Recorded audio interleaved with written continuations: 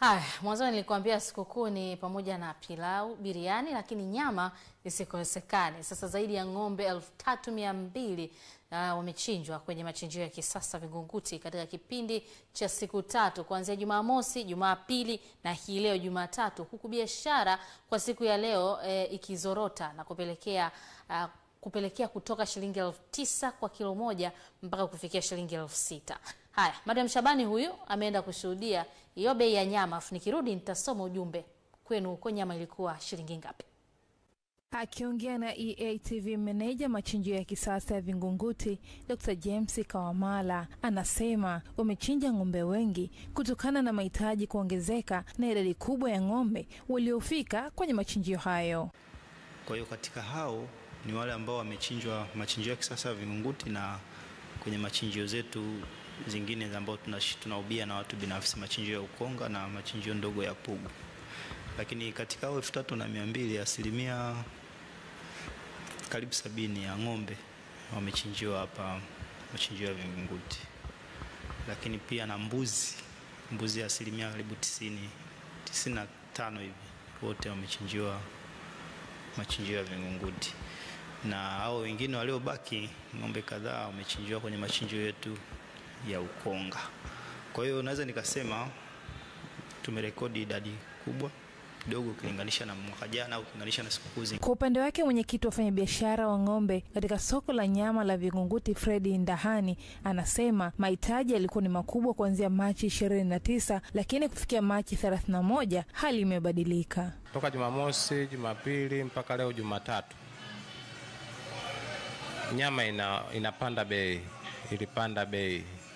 Ilipanda bei kwa sababu ya ng'ombe nazo zilipanda bei. Lakini kama unavyojua kilichotokea, ng'ombe zimeingia ni nyingi sana kupita kiasi na zimechinjwa zote, ningeweza kusema hivyo. Na katika hizo zote zilizochinjwa zimeanza kuuzwa toka jana saa 1, nyama imeanza usiku. Nao baadhi ya wauza nyama wamelia kitoweo hicho kukosa wateja, kwani biashara hiyo huwezi kusema utauza kesho.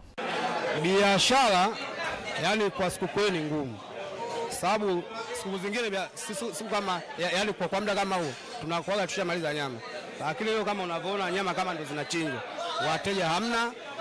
Sasa ng'ombe tumenua bei kali, yani tumepigia kilo tuuze 9,000, lakini sasa hivi tunauza paka 6,000. Kwa hiyo maana ni tumepata hasara kubwa. Aisee, kiukweli kidogo changamoto, kwa sababu nyama kama hivi unavyoona biashara imezidi kuwa ngumu, lakini na at least nyama imeuzika toka majuzi siku 4 nyuma. Sababu sasa hivi kidogo idi ya zamani na zamani sasa hivi tofauti. Sasa hivi kidogo watu wanazinduka, nyama wanaanza kununua kabla siku haijafika. Kwa siku inapokuja kufika, watu wengi washeka nyama kwenye mafriji, wamebanika. Kwa siku inapofika nyama kama hizi unakuta hazina wateja. Aidha, meneja wa machinjio amewataka wananchi kuwa makini kuepuka kununua nyama mifugo iliyokufa. Tuendelee kula nyama ambayo imetoka kwenye maeneo salama. Tuwe na uhakika kwamba hiyo nyama imechinjiwa machinjio fulani, imekaguliwa na mkaguzi wa nyama na imethibitishwa kwamba inafaa kwa matumizi ya binadamu.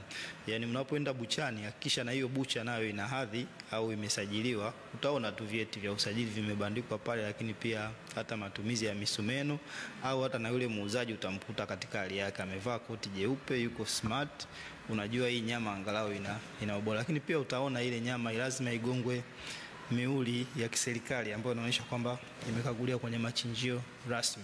Kama ambavyo unaona hali nyuma yangu, biashara bado ipo ya kutosha, kitoweo kipo cha kutosha, lakini bado Watanzania wamejitokeza kwa uchache. Nini hasa sababu? Huenda wengine kwa sababu bado wapo kwenye mwezi wa Kwaresma, ndio maana imepelekea katika sikukuu hii kidogo mauzo kushuka.